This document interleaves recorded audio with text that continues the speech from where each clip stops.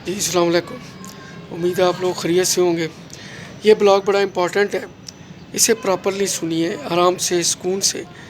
दोस्त अखबार में ज़्यादा ज़्यादा शेयर करें, ये आपको बहुत ज़्यादा इन्फॉर्मेशन देगा।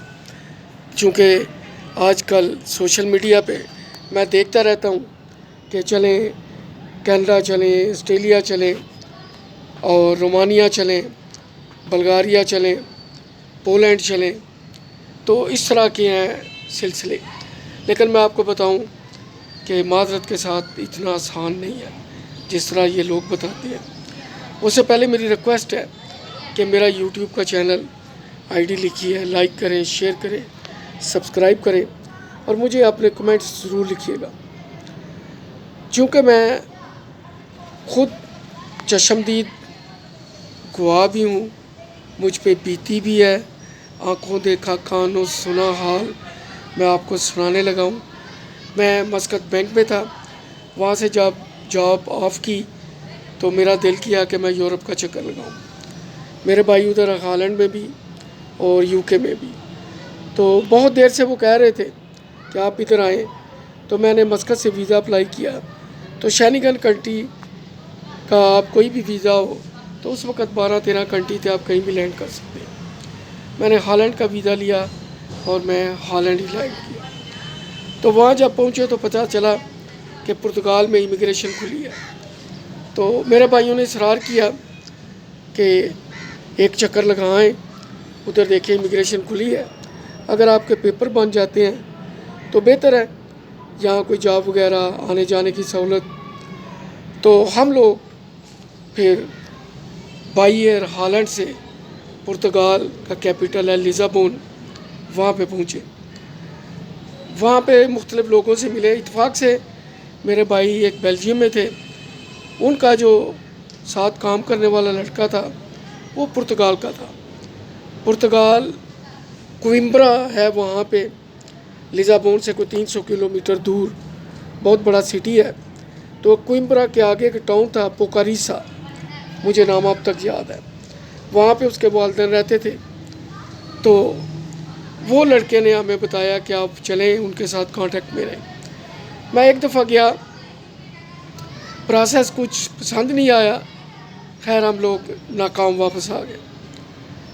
तो फिर दूसरी बार ट्राई की, 2 महीने बाद भाइयों ने फिर गौर व फिक्र किया, उन्होंने कहा जाएं आप ट्राई तो करें। हम फिर दोबारा चले गए।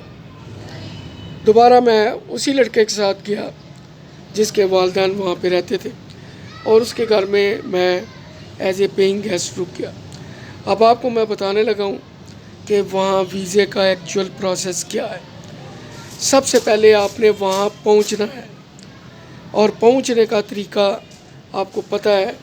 आपने यहाँ डंकी लगानी है, आपने बाई रोड जाना है या आपने बाई एयर जाना है। तो आपको पता है कि वहाँ से आपको कोई नहीं कहेगा कि आप आ जाएं पुर्तगाल से।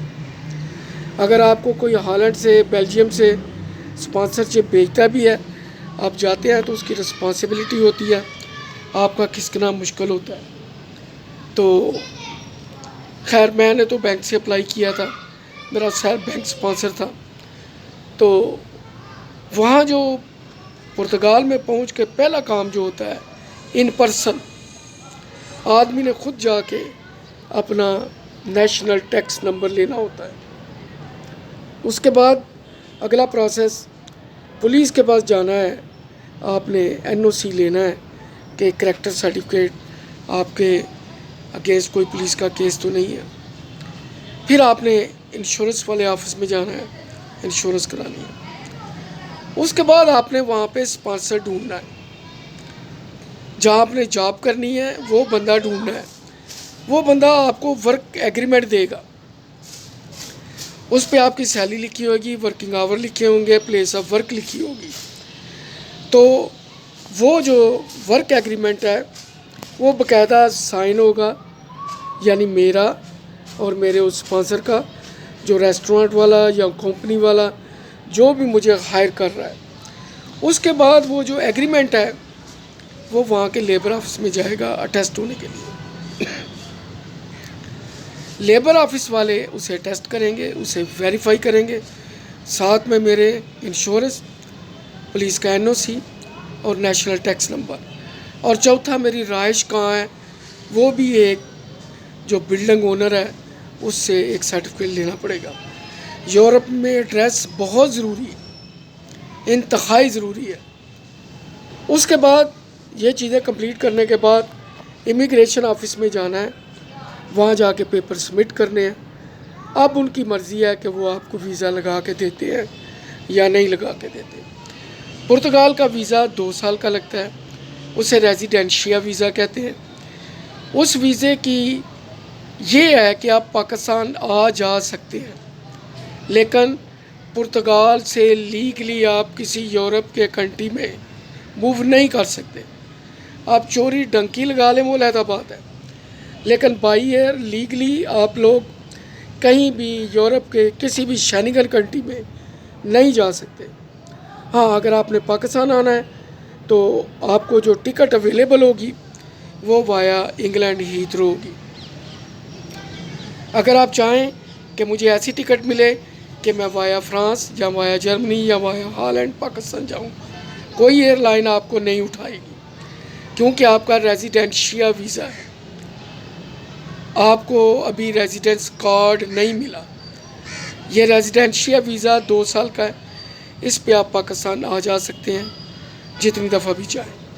उसके बाद जब ये वीज़ा रिन्यू होना है तो कम से कम आपने 6 माह टैक्स पे किया होना चाहिए कि आपने वीज़ा लेने के बाद यहाँ काम किया है, आपने टैक्स पे किया है, उसके बाद ये आपका वीज़ा रिन्यू होगा।